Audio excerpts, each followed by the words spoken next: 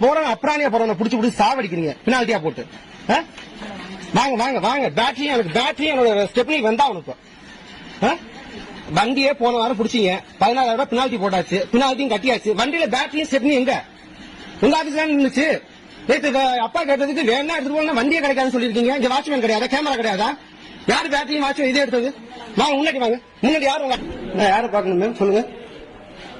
எங்க வண்டியில இந்த பேட்டரியும் காணா ஸ்டெப்னியும் காணா, பின்னாடி நான் கட்டிட்டேன். திருநெல்வேலி உங்களுக்கு என்ன தண்டனை? உங்க ஆபீஸ்ல இருந்துச்சு. இங்கேயே பிடிக்க முடியல, ரோட்ல வந்து என்னத்தை பிடிக்க வரீங்க? எங்க இது?